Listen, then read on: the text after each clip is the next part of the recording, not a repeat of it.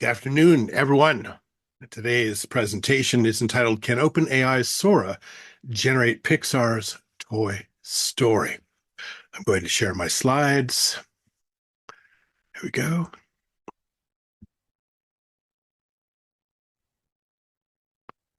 And put it on play. All right. Today's 30th of April, 2024. In a previous paper, I raised the question of whether OpenAI's Sora could generate the complete Pixar 81-minute long animated film, Toy Story. In this talk, in this column, we discuss how to think about the computational requirements of such an endeavor. In that paper, I spoke about Sora's ability to generate short videos of 30 seconds or less in length, videos of detailed photorealistic scenes.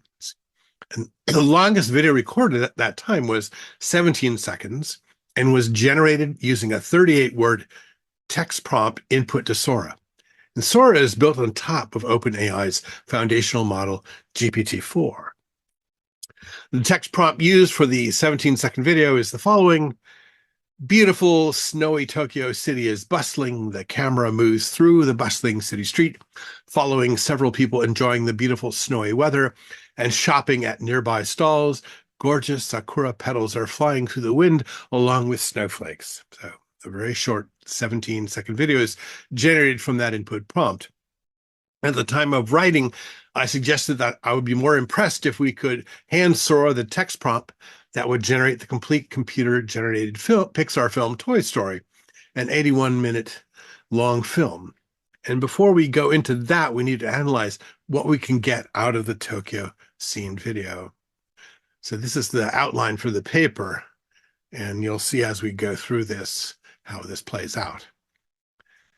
So how much time did Sora require to generate the 17-second Tokyo scene video?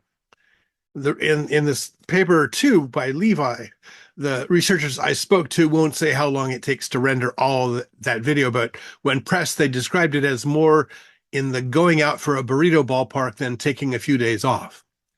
In the handpicked examples I saw are to be believed, the effort is worth it. So that's all we got. So I'm thinking 30 to 45 minutes of computation for the 17-second video of the Tokyo scene, depending on how far away the burrito restaurant is and the length of time required for consumption. And I'm going to use 45 minutes for the creation of the 17-second Tokyo scene video. Another thing is that is important is to note that there is no real story in the Tokyo scene video. It's just a brief walk down a block of virtual terrain. This means that when we create the input prompt for Toy Story, we need to include prompt information for the 3D world of Toy Story, plus the actual script for the story. In reference 5, there is a very nice discussion on computational performance of NVIDIA's A100 GPU. And I'll read it to you. It goes, another source claims that a single NVIDIA A100 GPU can run a 3 billion parameter model in about 6 milliseconds. Considering this speed as the reference point, a single NVIDIA A100 GPU could take 350 milliseconds to print out just a single word on ChatGPT. Since the latest version, ChatGPT 3.5, has over 175 billion parameters, it will need around 5 A100 GPUs to perform the necessary action to get an output for a single query. The average number of at least 8 A100 GPUs is derived from after taking ChatGPT's capability of outputting around 15 to 20 words per second. So it's not super fast.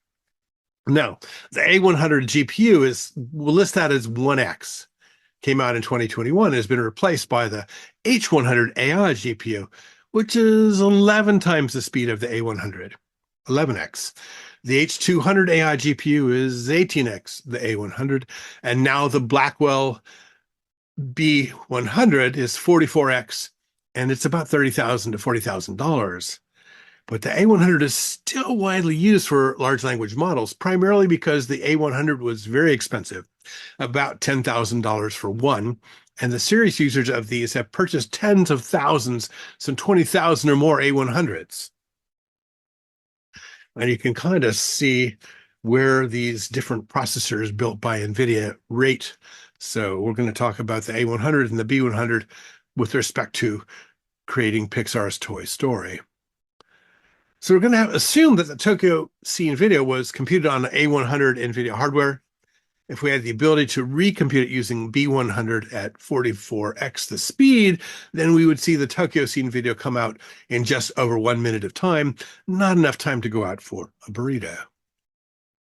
So now Toy Story is an 81-minute long film, 4,860 seconds, and we can do a rough computation on how many words minimum we need for the Toy Story input prompt to the GPT model.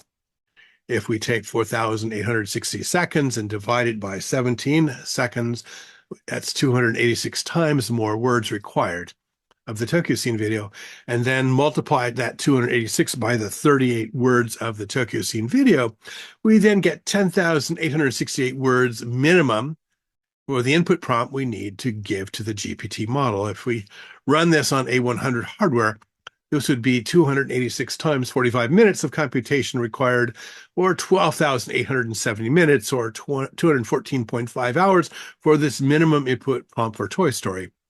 If we run this on B100 hardware 44 times faster, then this is 292.5 minutes, or 4.875 hours, somewhat more tractable. And this mind map will show you exactly how all these computations were carried out, and you'll go on from there. So Toy Story, the screenplay for Toy Story is actually online and can be downloaded. It's reference 11 in the paper. That screenplay has 21,455 words in it, according to Microsoft Word. So we are not too far off, but the screenplay just tells the story, and probably not enough description to actually get the art style we all love in the actual film. If we use that screenplay as the basis for similar computations to those performed above, and again utilize A100 hardware, the computation time is 25,425 minutes, or 423.75 hours. And when the computer graphics field of radiosity was first starting out, radiosity had similar computation time requirements. They called it geological time in honor of how slow things move in that sphere of endeavor. And most people are not interested in geological time problems. If we use B100 hardware, again, 44 times faster, then we need 578 minutes, or 9.63 hours for our computation. So this is not burrito time, but run this, go home and sleep and come back tomorrow time. And that is just to get one run of the video. And I'm assuming that every single tweak we want to make or test, that is what we would have to do. And remember, I said something about art style needing to be specified, and that is not in my computation. So it's actually takes a lot longer. All right, Disney, Pixar Toy Story, not just Pixar Toy Story. Got it. Now, let's talk about tokens and limitations. One of the things most trying to understand are the input limitations of OpenAI's GPT models. Sora is built on top of GPT. This means there is a maximum size of text prompt we can provide to the GPT model. The limitation in size of input prompts is not specified by word or character count, but rather by the number of tokens. In reference 9, tokens are defined as groups of characters which sometimes align with words, but not always. In particular, it depends on the number of characters and includes punctuation, signs, or emojis, which basically means you only find out by trying your prompt. My first prompt was to hand ChatGPT a PDF of the screenplay, and it just balked at it and did not provide any meaningful error message. ChatGPT 4 has 8,192 tokens as the maximum input. It's about 5,734 words, using the rule of thumb of one English word, equivalent to approximately 1.3 tokens. And the complete list of the token max for each of OpenAI's GPT models is in reference 10. GPT-4 has a max tokens of 8,192, as I said before, and GPT-4 Turbo has a max tokens of 128,000. That ought to be enough for us to do Toy Story.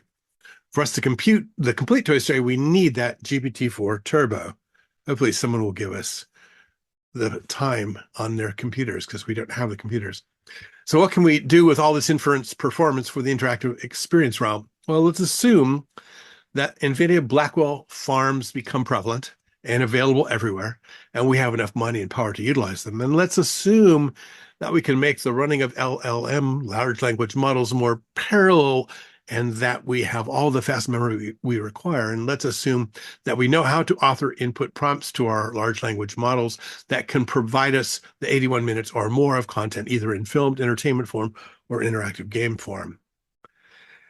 Maybe we can create films or episodes of shows where we can name the characters and have them look like family members or other actors, virtual or animated, that are also beloved. I know my granddaughter would love to be able to put herself into a show like Bluey and would maybe even like to specify the storyline or part of the storyline. We're not far away from the ability to make this happen. It just might be expensive in terms of inference compute power, ICP. For commercial film production, this may not be a problem as long as the films being made are blockbuster audience size and can be paid for by tickets sold.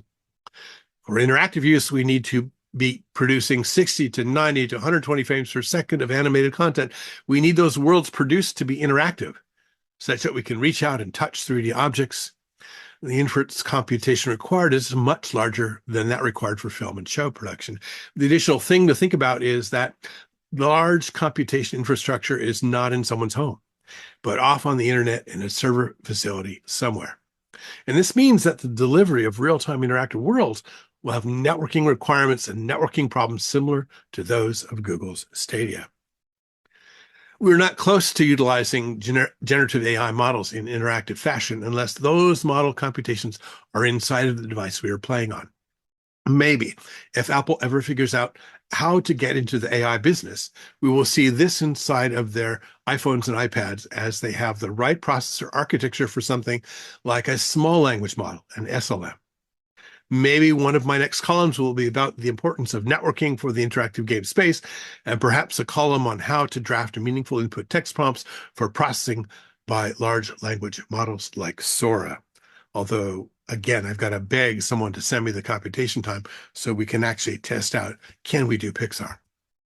Here's the references, and these are all available online. And I'll just kind of go through them quickly, and you can pause the video and check them out if you want. And I wish to thank all of the generative AI researchers that are connected to me on LinkedIn and Facebook. Their online presences, commentaries, and latest published papers are greatly appreciated, and I read them all. And if you want to contact me, this is my email, that's my website, and this video will be on that website, and I even have a QR code for WeChat in case you are somewhere far, far away. All right, what I'm going to do is stop the sharing and get back to this screen here, and I hope you enjoyed this presentation. This paper will come out, let's see, we are just about to hit May 1st tomorrow, which means that this will come out July 1st, a long time from now. So I do the videos early so that you can watch it now and come back and respond to it quicker than it comes out actually in IEEE computer. I'll put both of these on my website on mikezyda.com in the IEEE link if you want to get it. Right now, the draft paper is there. I'll put this video out as soon as it's completed. Anyway, have a great day. This has been the IEEE Games column, and great to see you.